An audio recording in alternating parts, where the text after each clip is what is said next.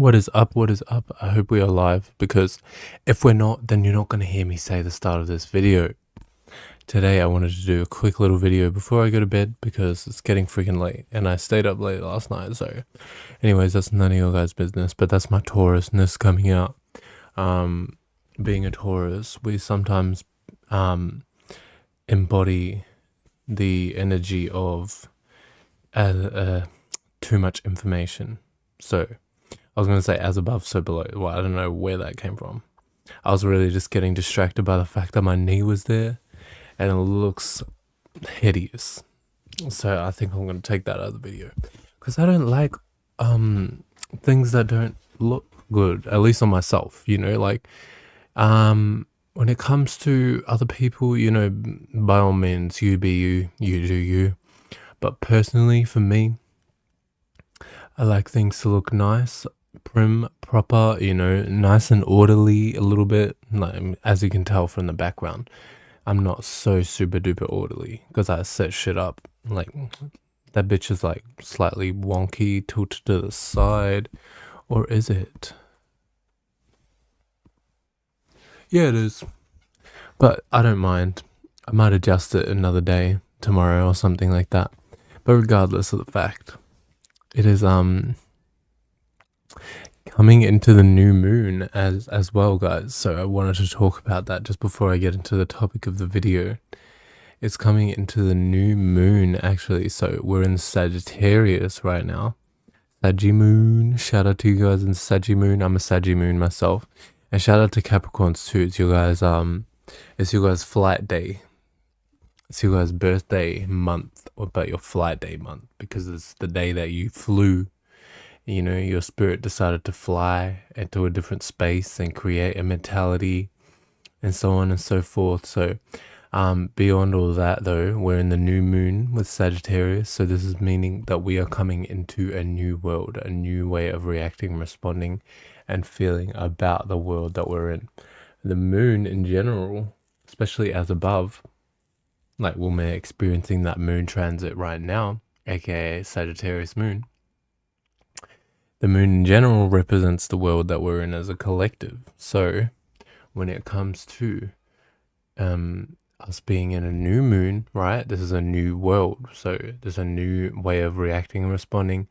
There's a new things coming into existence, new things happening, new situations being experienced.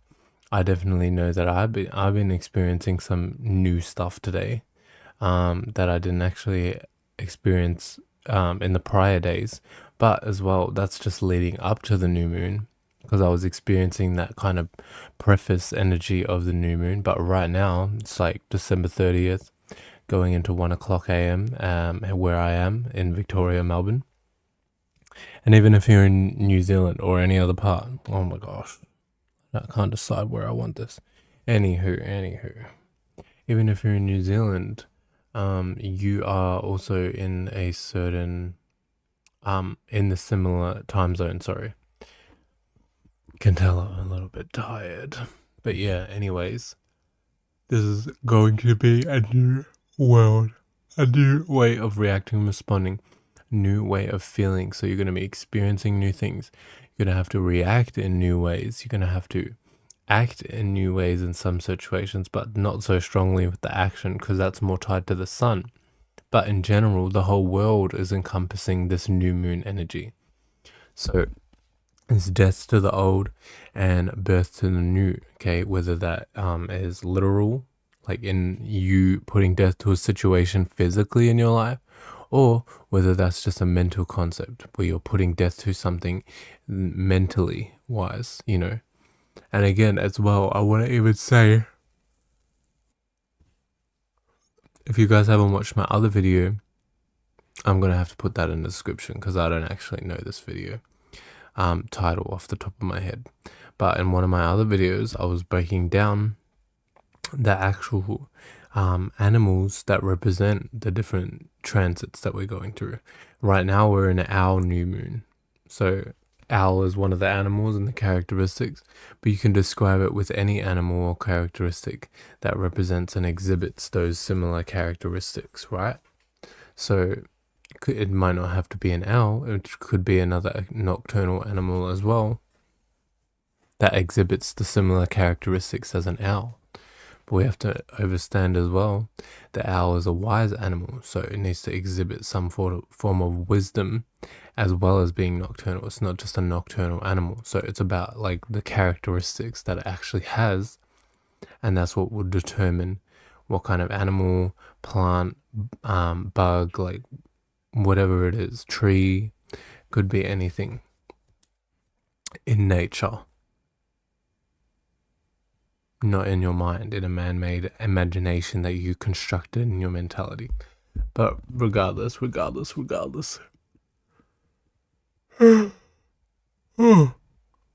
about that, guys. So yeah, when it comes to the new moon, we're going to be experiencing a whole new set of things, a whole new set of situations, a whole new set of emotions, a whole new set of worldly experiences, right? So this is kind of an opportunity to start over a little bit, start afresh in certain areas of our lives as well. To be able to give birth to something new, to be able to create something new.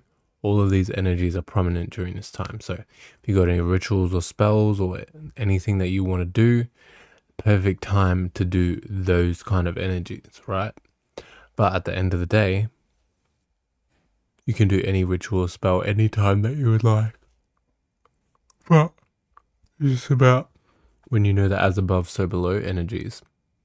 And you've got basically the natural energies of the atmosphere by your side. So that's helping you to actually give that extra boost to your ritual and spell that you're trying to do when you go and enact that out in your reality, right? So, and everything you do with the mind is a ritual, and everything you do with your body is the witchcraft and spell. Or wait, it's a spell, I'm pretty sure. Anyways, anything you do with your mind is the witchcraft, and then anything you do with the body is the ritual and spell. That's what I was meant to say, I'm pretty sure. So when it comes to the way you think and feel, that's your witchcraft. That's your ability to be able to cast spells. You can emanate and think and feel a certain way. This is what I always talk about in my channel, why it's important to control your thoughts and feelings. Learn how to be a master of these things and not let them control you or weigh you down. Being able to control them and being able to utilize them for what you want to see in your reality. So all of these kind of things are beneficial for you to actually utilize the energy as it is meant to be used, aka your thoughts and feelings are not meant to use you, they're meant to be used by you. So, and then when it comes down to as well, the ritual and the spell, anything you do with your actions after that becomes your ritual and spell. So that's how you can read into what you're actually doing. And this is why as well, two people can say the same exact thing and enact the same exact actions, but you may have received it completely differently. One person you might have said that was rude, another person you might have thought, well, that could have come across as rude, but I see how that's justified in the way that they did it. So that's because they had a different witchcraft, and a ritual and spell played out differently due to the witchcraft that was on their mind. And the other person who came across as rude, their witchcraft and ritual was based on their mental state. So they would have been in a mental state which was emanating negative qualities, or aka they were thinking and feeling negatively about something and putting a lot of thoughts and feelings into that. Or even if they weren't thinking and feeling negatively, they just put a lot of thoughts and feelings into that in general, which weighed that experience down and made something more heavy and more impactful, as opposed to lighter and more free, which is what the other person would have kind of exhibited. But this is just an example. It's not an actual, like, don't take this and apply it to situations that it don't apply with. Just kind of be able to utilize the knowledge that I just imparted from that saying and see how you can apply it in the areas that it's necessary, necessary.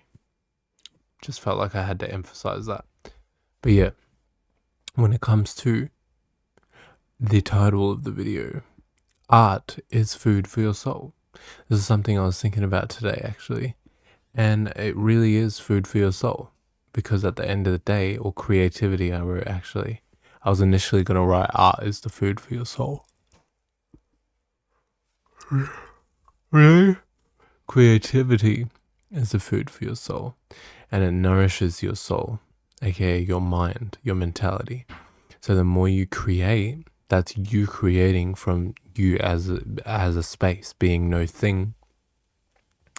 Because you've got your own space of awareness where you're perceiving things from, right? And in your space, you have certain things that you like to resonate with and don't like to resonate with. So that's a representation of you being in the space, aka you like to resonate with those certain things, or you being out of a space that you actually resonates with your state of being, aka you're in another space, you're in another spirit. And this is why people don't act like themselves and so on and so forth, because they jump into other spirits and other spaces without realizing that you are your own space and you are meant to emanate and create from your space. It's all good and dandy to travel and expand and grow and go to other spaces, but you're still you. You're still your space. So you can't deny that. And when you deny that, aka when you don't create or express your individuality, your spirituality, which is just you expressing your space, then this is where things get a little bit blurry and foggy for you. And you may feel lost or confused or feel overwhelmed or outweighed by your thoughts and feelings or your life situations or whatever the case may be. But it stands to reason, but I don't know if that's the right term to use. But in saying that, it's just that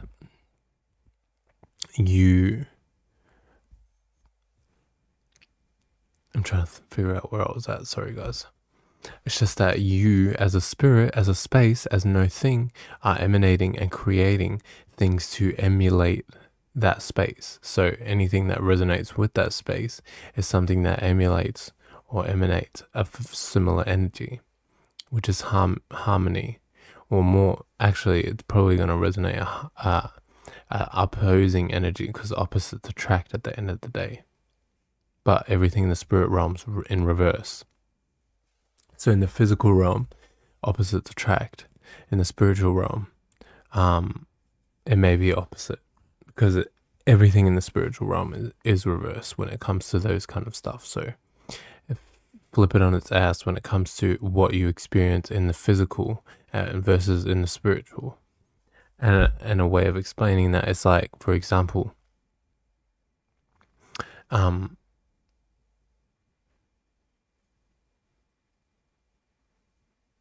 what's it called? In the physical, we deteriorate as we age, right? We start to lose certain things. We may lose our hearing. We may lose elasticity in our skin, right? So we start to lose certain things that we've already accumulated and grown, right? But in the spiritual, when we age as a spirit and we grow as a spirit, we actually start to gain things. We actually start to accumulate and grow more and expand more. So that's how it plays out in reverse. That's one example, but there's many, many different areas that you can go into to explain that everything is in reverse in the spiritual realm.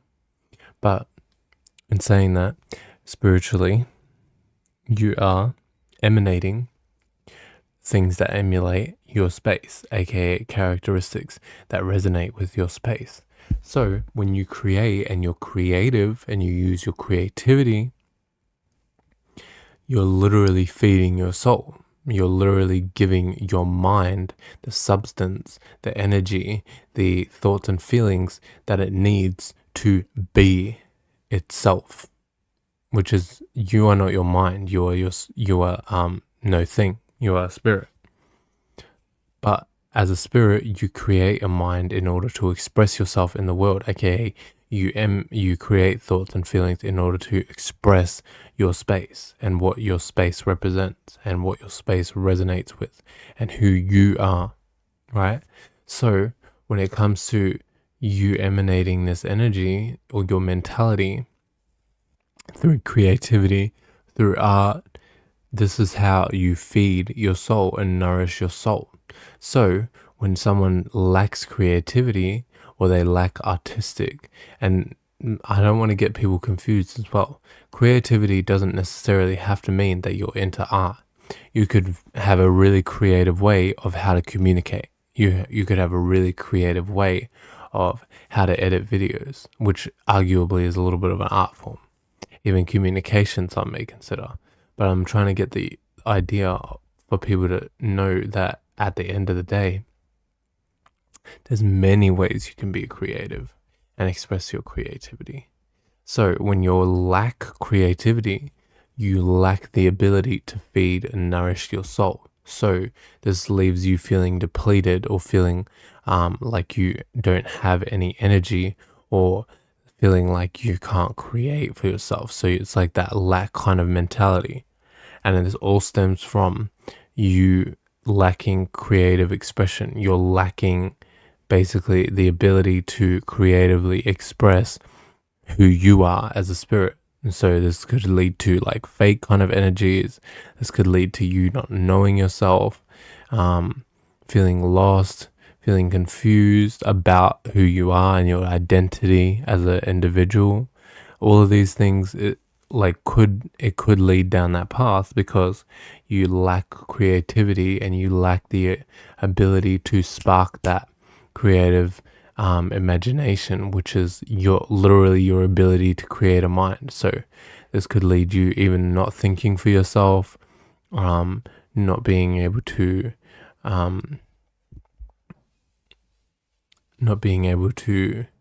like build up your mind, so because your mind is starving. So when your mind is starving, you don't have any thoughts and feelings or any juice or energy to express or build on those thoughts and feelings. So you'll probably as well feel stuck, feel fixated, feel like you're like stuck in some kind of loop, going round and round the freaking merry-go-round without actually realizing why you've actually got onto the merry-go-round in the first place, because you didn't give yourself that creative spark, that creative ability to be able to emanate your individuality as a spirit.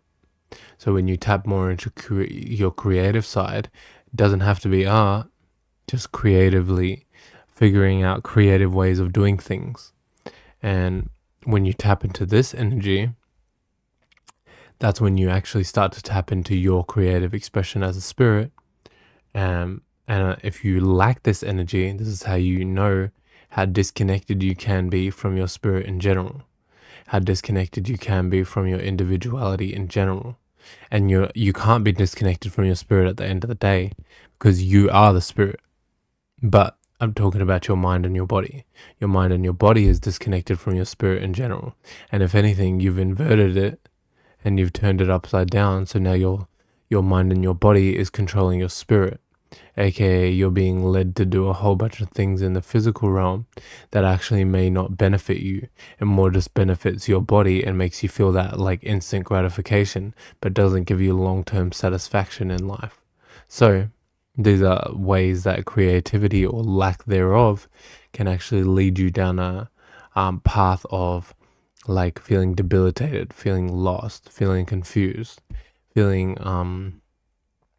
all kinds of shit, all kinds of disconnected, unfulfilled, those kind of stuff. Because when you feel fulfilled, that's like your spirit is literally full. So you've fed your spirit so much to the point now your spirit feels full because it's been fulfilled with a whole bunch of creative ideas and feelings. So when you feel fulfilled, that's you fulfilling your mind, you fulfilling your spirit, your space, and being able to nourish that as well. So when you fulfill your mind as well, then you're able to fulfill your space, and then you'll be able to feel physically fulfilled mentally fulfilled and spiritually fulfilled.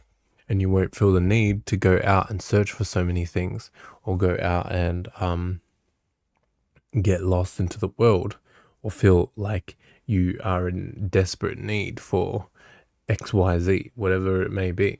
Like when you're in desperate need for something, that's like a sign that you have kind of neglected yourself in a way, because you should be providing everything you need for yourself in general. And I'm not talking about physical, like, because people will hear that and be like, oh, I should get myself a milkshake from the shop, or I should get myself food and blah blah blah. Like, I'm not saying you shouldn't do that, but it's just a example, because you need to provide yourself everything you need mentally and emotionally, and then physically it'll trickle down. So, but yeah, those are basically the main concepts I wanted to talk about in this video. Make sure you guys nourish and feed your soul. Are you starving your soul? Are you freaking feeding your soul? Or are you kind of just like doing rations and doing little fasting, which actually arguably may be beneficial for your soul? It's good to have that little break period or time off from certain things in life to give yourself the ability to kind of develop new experiences, aka new moon in owl, new experiences and new thoughts and feelings, and then come back even better than before. So, that's also a good way of doing things too. Like a kind of spiritual intermittent fasting type of thing, where you indulge in your creativity, and then some days you just indulge into blah blah blah. But arguably, even in saying that, that's something to consider. But in saying that too, creativity in general is not really something I would personally want to go without in a lot of situations. Like, I'd like to use my creativity as much as I can in as many different areas and avenues as I can, in many different ways. So that's a way. It still could be a form of intermittent fasting. I'm just fasting from certain types of creativity, not fasting from the whole concept of creativity in general, but everything in moderation at the end of the day. So it's important to know that may be a lesson to me, to realize that I may be overindulging into my creative side, and I may need to jump more into a logical left brain type of aspect of life. But yeah, anyways, that's something for me to learn, and you guys possibly to find out and learn for yourselves too. So hope you guys enjoyed the video. I'll see you guys next time. Peace.